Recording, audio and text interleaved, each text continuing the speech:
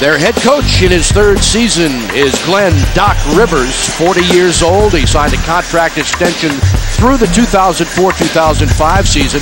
And 2 years ago, Doc named the NBA Coach of the Year, the 5th rookie coach ever to win the award. Let's take a look at the Jim Coleman keys to the game, Phil Chenier. Well, for the Wizards, they've got to do something with McGrady and Miller. Both players 6'8", each strong inside and outside and possess a lot of quickness. In fact, McGrady has been unstoppable in the 2 games against Washington. But Washington wants to run, but their transition game, they have to know when to run. They can't get out and run before they get possession. So rebounding is going to be important there too. The Magic defense is going to be important for them as well. They have had problems. Their last 4 opponents have averaged over 114 points, each shooting over 50%. Washington being one of those teams getting 107 points. That being said, the Magic are happy to be back. Their assist game is going to be extremely important. They're 25-2 when they have more assists than their opponents. Miller, McGrady, their size and their quickness, the matchups there can create opportunities for others, and also the quickness of Armstrong and Hudson. But it'll be a battle of the wills. Washington has to come out here determined and sustain their play throughout the game. Here are your officials, Danny Crawford with James Capers and D. Cantner. 4th of 4 meetings between the two. The Magic won the first on December 1st at MCI Center 96-87, but the Wiz have won the last 2, including the overtime victory. Now the starting lineup has changed again for Washington, and it is not Tyrone Nesby in. It is in fact Courtney Alexander starting in the backcourt with Chris Whitney, and up front Hamilton Leitner and Popeye Jones. So even Horace Grant is going to shoot the short jumper. McGrady is hacked by Alexander. That's number 1 on Courtney. Well, the key to this matchup here is you're going to try and fight him from getting that kind of inside position. Once he establishes that kind of spotting on the court, you're forced to do just what you saw Courtney do. McGrady, a 77% free throw shooter. He shoots his free throws well. However, he missed some key free throws in that overtime period. In fact, he missed 3 and only had 5 points, but of course finished the game with 30. He really took over in the 3rd and 4th. Popeye Jones looking inside for Leitner.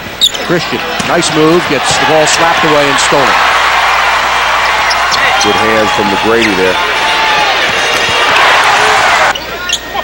Whitney pulls the trigger, long jumper, too strong. McGrady is there. Tracy McGrady spots up again, and he's got another long-range jumper. He's 7th in the league in scoring at 24.6 points a game. Wizards are in a similar situation. Have just the 1 game to play at home. Up ahead to Hamilton with no numbers. Richard decides to go one-on-one and scores. Pretty move by Rip Hamilton.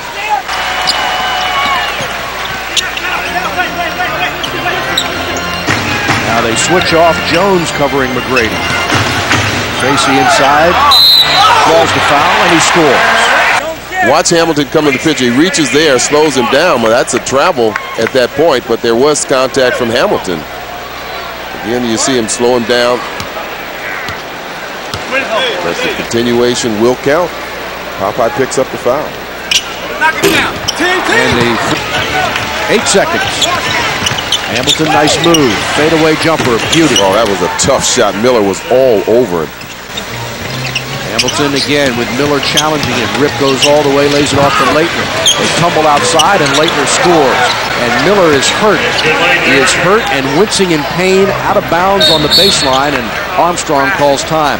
Hamilton and Miller collided when Rip went up and passed the ball off, and Miller got the worst of it. Yeah, I don't know if he came down wrong on the ankle or what, but we'll see after this timeout.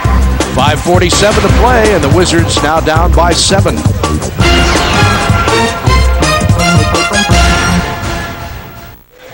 Here's a look at this last play, and keep your eye on the left portion of your screen for the injury to Miller. And the left leg. Keep an eye. Rip goes by, kind of takes that leg out, it looks like, and he goes down hard.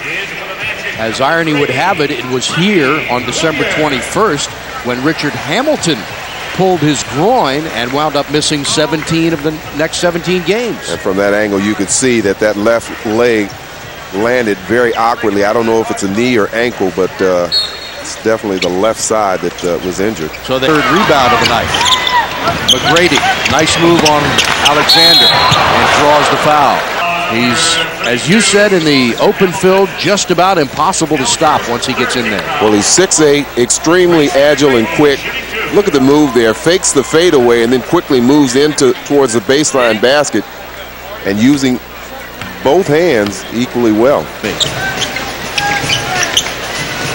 And the steal by McGrady.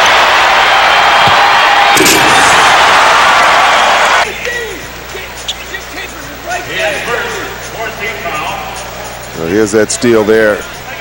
McGrady taking it in, has those long arms, and again, the quickness can fool you. You got to know the personnel you're going against. So Nesby making that pass, 9 times out of 10 that pass is complete, but you've got somebody as quick as McGrady, and you've got to be that much more careful. Garrity wide open.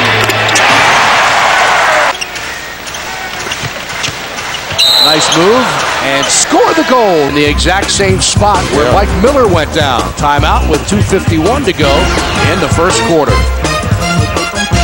McGrady having a big quarter and nearing his season high for the first quarter this year, which is 17. Well, he's 5 for 7 from the field, and it would have more than those 14 points had he made a few more of his free throws. Only 2 for 5 from the free throw line there. Comes up with a big steal and an easy basket. But he's got this team off and running. Got 16 points in the paint. The Wizards had 12. Ewing, easy pass inside. And a nice play from Troy Hudson. Around Hubert Davis. Now kicks it out to Patrick Ewing for the long jumper. Patrick still has a little gas left in the tank, doesn't he? In his 17th year, averaging 6.5 points, 4.5 rebounds a game. 39 years old, an 11-time All-Star. He thought about the game coming up against Boston, which they subsequently lost. And Doc said, I still don't agree with those calls. Not a good position to be in, but sometimes you can't help yourself. NCAA titles in 91 and 92. Sneaking in on that right side, Brendan was hustling back, but he was going out to meet Garrity, who was on the wing.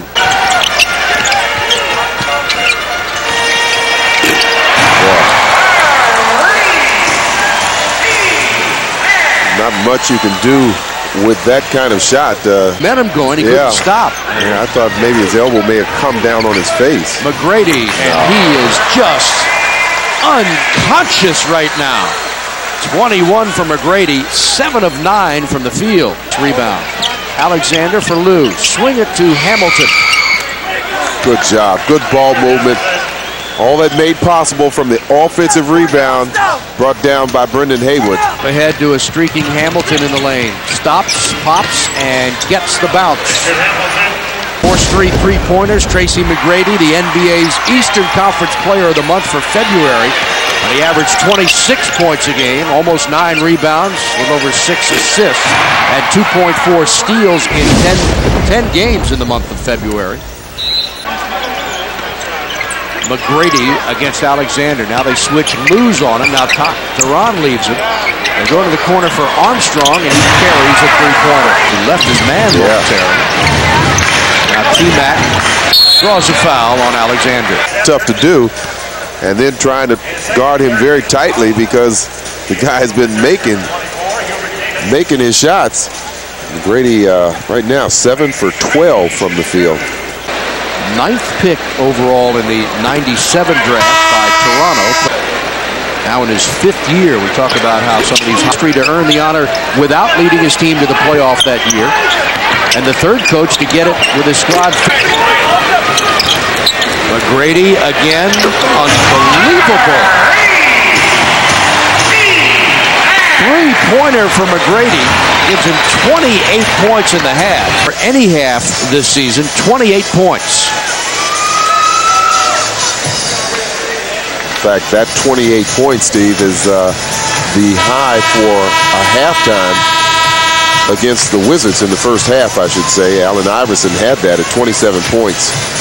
Back on November 28th. T-Mac had 28 in the first half against Atlanta on December 7th.